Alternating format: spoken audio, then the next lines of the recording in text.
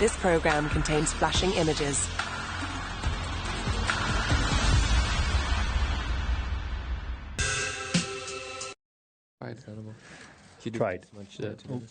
Welcome to the Thursday press conference prior to the 2019 French Grand Prix. Joining us this afternoon from left to right, we have Nico Hülkenberg, Romain Grosjean, Pierre Gasly, Carlos Sainz and Antonio Giovinazzi. I'd like to start with Pierre and Romain, please. It is your home Grand Prix. Just describe your emotions coming into this weekend and how busy the build-up has been. Perhaps, Pierre, if we start with you. Yeah, it's. I think we are pretty lucky because we didn't have the French Grand Prix for many years.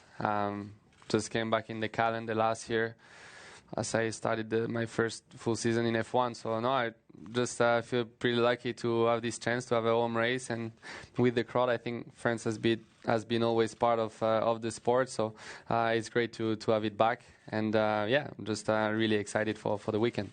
How's the build-up been for you? I think you were playing football last night, weren't you? Yeah, we played for Jules, so there was this soccer game for Jules Association with all the family. So yeah, it just was nice to get all together on the pitch and just to remember him. And then yeah, we had another activity with Sébastien Ogier as a co-pilot, which yeah, was pretty intense. Not being at the wheel, but like really impressive. So yeah, really enjoyable so far. Thank you. And Romain, how's the build-up been for you? Yeah, so far it's been quiet and good. Media duty today is a bit more than normal, but no, nothing too crazy. So happy to be enjoying the time and the south of France weather, which has been good, and hopefully have a nice event this weekend.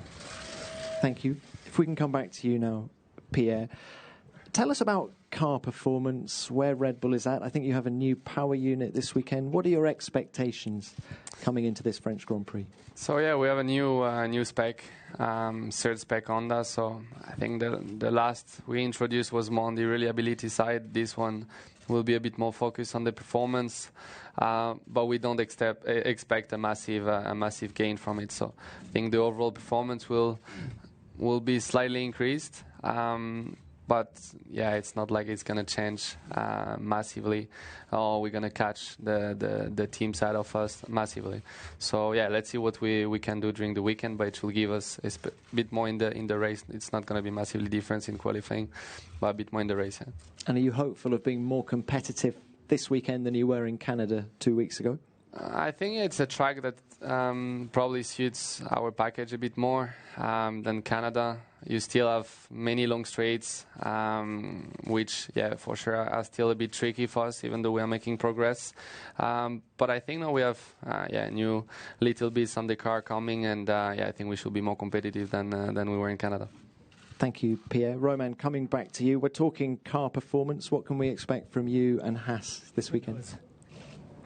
Yeah, we'll see. It's been a bit of a roller coaster. Generally, having some really good performance, but other places where we've been struggling a little bit more. So I'm hoping that here we get a good. The package works well. We get the tires to work correctly, and if that's the case, that should be a track that works quite nicely for us. So I'm hoping we're going to give the midfield a hard time, and why not even Red Bull, and see where we can end up the weekend. And do you expect the new asphalt here at Paul Ricard to help tyre performance on your car? I do not know. So I guess we find out. And Romain, a quick word about the track layout. Having been here now last year, how much better prepared do you feel coming into this weekend? I don't another one I don't know. No, I think last year we did some simulator work before coming here, and it felt like the start setup we had on the car was actually a good package. So that's good. Obviously, we've got the data from last year, which always helps, and we're going to focus on fine-tuning and making sure that we understand everything. I think the conditions this weekend are going to be quite hot, and we need to make sure that we actually get the best of everything on those conditions, tires and cooling and all of that on the car, to not have a bad surprise on Sunday. So it's the baseline setup, I think, is already pretty good, and it's just now finding the fine-tuning all the bits and pieces on the car to get the best race performance. Okay, thank you. Good luck this weekend. Antonio, coming to you. We spoke to the other two about their preparations for this weekend. I know you had an amazing weekend with the Trofeo Bandini in Brigisella last weekend. Perhaps you could tell us about it and what happened.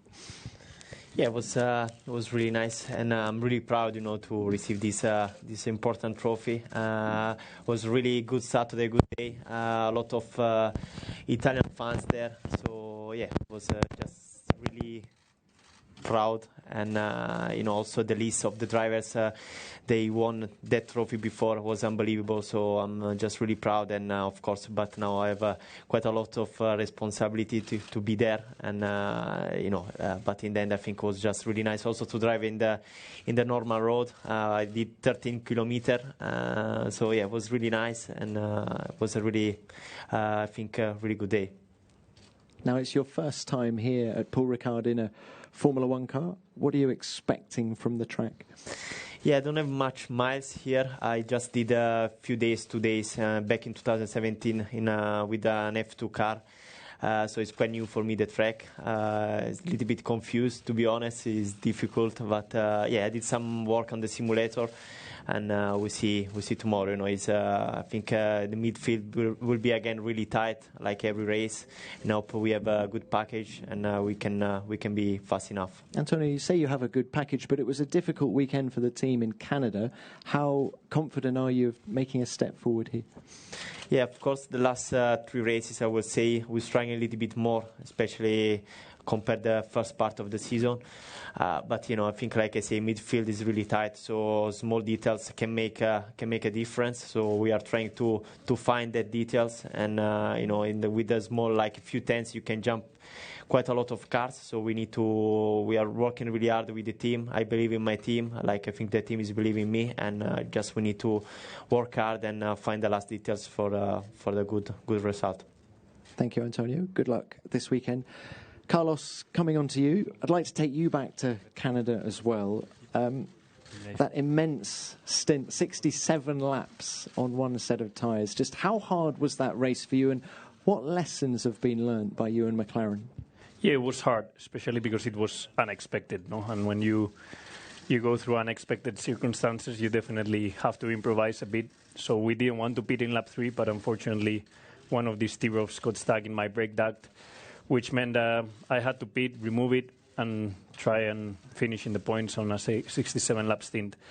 It nearly worked. We were 5 seconds away of race time from making it. Still think if we would have done a perfect job, we could have still finished in the points. So the whole weekend was a bit messy since Saturday, and we missed out in a good points opportunity. So I think we've learned from it. We know what we need to do better for France, and yeah, hopefully we can improve it. It's an increasingly tight midfield battle. McLaren now are only 2 points ahead of Renault.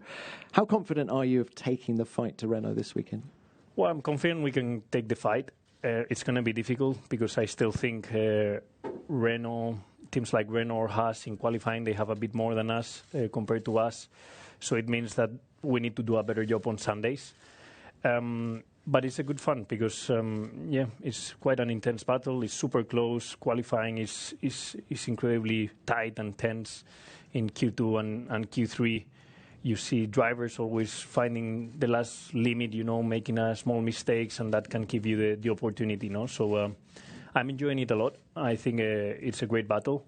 And, I still think we need to do a better job on Sundays because Saturdays are a bit more difficult for us. Okay, well, good luck with that. Thank you, Carlos. Nico, thank you for waiting. Your thoughts on this midfield battle? Yeah, there is one. I guess it's usually pretty tight, and small margins can make a big difference. So it's important to get it together, like always. Feel good and strong. Obviously, this weekend is important and a big one for us. But I think the approach is like every other race. You keep calm and do what you have to do. Go through the ranks on Friday and Saturday. But of course, we want to have another strong finish here and team result like in Canada. How much progress has Renault made with its car in the last few weeks? Yeah, it seems maybe that way if you look at the results prior to Canada and then Canada, but I think it was more, the car was somehow a victim of circumstances. I think the race pace has always been pretty good, but for various reasons, often, we were compromised on the starting position coming from behind. It's very difficult to drive through the midfield in a race when there's DRS trains, when cars are difficult to race. So honestly, I feel the car has always been pretty competitive, but we just had a lot of issues and also human errors that happened in the first 5-6 weekends of the year, and we paid that price. And for me, Montreal was one of the first weekends where we just stayed clear, made no mistakes, and did a solid job, and straight away we got a good reward for it. Okay, thank you, Nico. Good luck this weekend. Let's open this to the floor now, and as ever, please remember to give your name and publication. First question, please.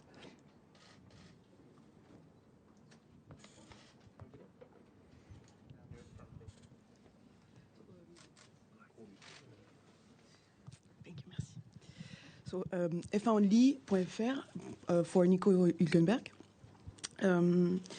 With the update of the car and the fact that you had good results in Canada, do you think you would be able to offer the first podium to Renault here in France and the first podium for you too? I would love to, but I think that's still quite some distance away. It is true we have some updates here, but I'm sure other teams, bring new things as well.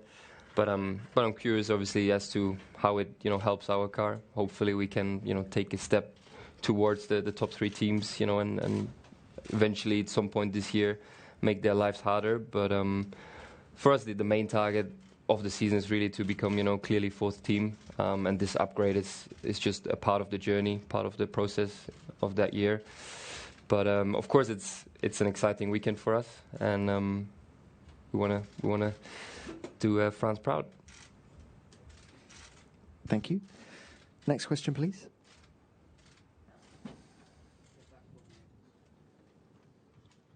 Luke Smith, Crash.net. Question for all 5 drivers. There's been a lot of debate about the penalty given to Sebastian Vettel following his fight with Lewis Hamilton in Canada. I just wondered what your thoughts were on it, and whether you feel there needs to be perhaps a revision of the rules at all, and does it stifle you from having more hard racing? Nico, can we start with you, please? There was a penalty? I did not notice that in the press. Yeah, I think my opinion and view on that is just it's racing. It is tough to control a car on the grass, and how you then make the entry to the racetrack, because we are simply not in full control and we don't have the normal grip. So for me, it seemed like a racing incident. In terms of rules, I think there's different judgments every weekend, different kind of stewards. So I don't necessarily see a reason why we need to tweak the rules there now. Thank you. Roman?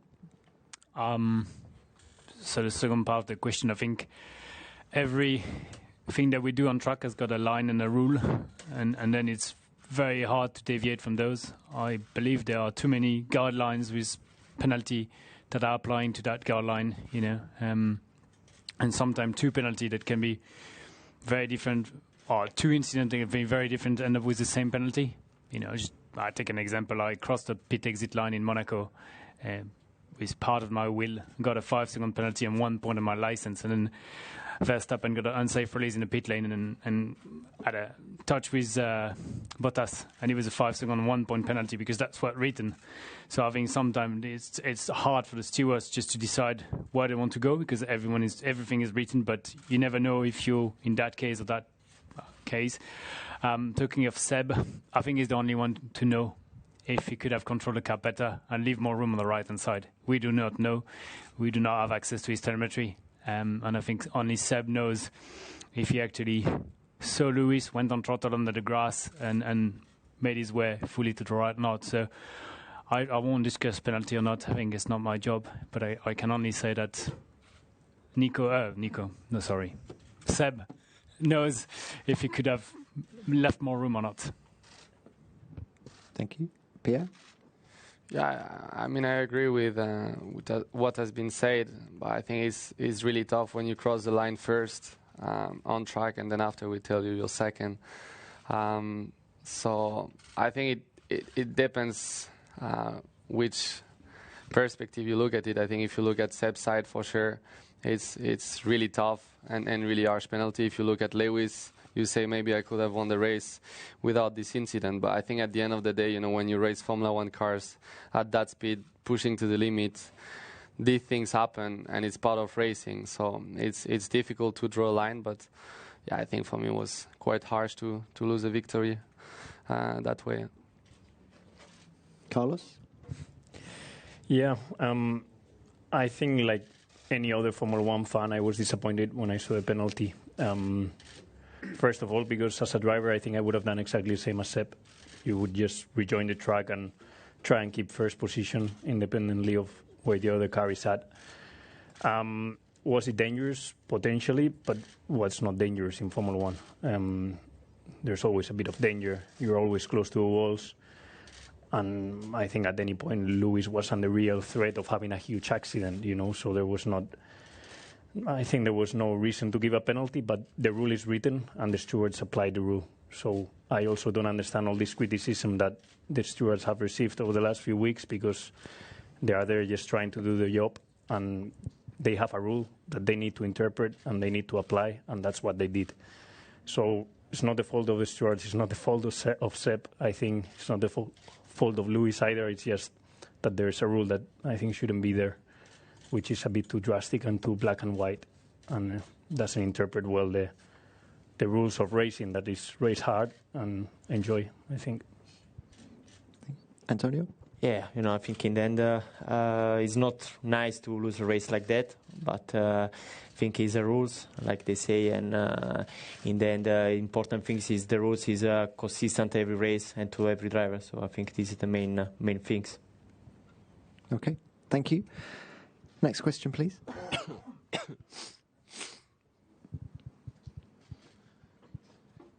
Michael Guillemot, franceanecdote.fr. My question is for Nico and Carlos. Do you have worried to probably lost the German GP from Nico and Spanish GP for Carlos? Sorry, I didn't get it. Yeah. The losing the Grand Prix, German Grand Prix. Excuse me. Do you have lost? Do you have worried to probably lost the German GP and Spanish GP for Nico and Carlos? Nico, can you start? Carlos, can you start? Yeah. Am I worried? If the question is if I'm worried, yes, I'm worried, because I don't like losing my home Grand Prix. And I think it's a big loss, not only for Spanish people, but for Formula One. I think Barcelona has been part of the calendar for many years. It's a great track, great venue, and everyone enjoys being there. I consider nowadays one of the classical tracks, like I can consider Silverstone or Spa. So losing Barcelona is a big loss, I think, for Formula One and myself. Does it depend on me? Not really, or not a lot. It's a matter of politics and money, which I'm not involved, and we will see what happens. Nico? Yeah, I like going to Hockenheim. I've raced many times there. Since I'm in the single-seater car, so that goes back to 2004-05. It's a cool place. I think last year was a huge success. I've never seen Hockenheim that busy, and so vibrant. So yeah, it would be, of course, sad to see it go and lose that home Grand Prix. But like Carlos said, at the end of the day, it's not down to us. It's commercial aspects. But of course, I would prefer to keep it in the calendar. Thank you. Next one.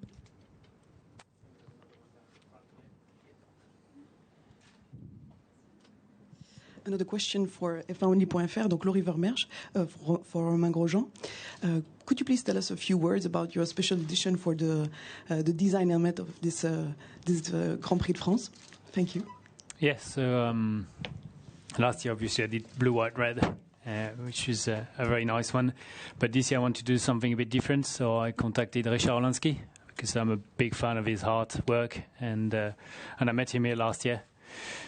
And I sent him a white piece of paper and I said, can you produce a helmet for me for the French Grand Prix? And he answered, yes, I would love to. And I was super excited about it. And then I received the artwork. And I think it does represent Richard very well in the way the design is done. It's very, very different from everything I've been wearing up to date. So I like it even more.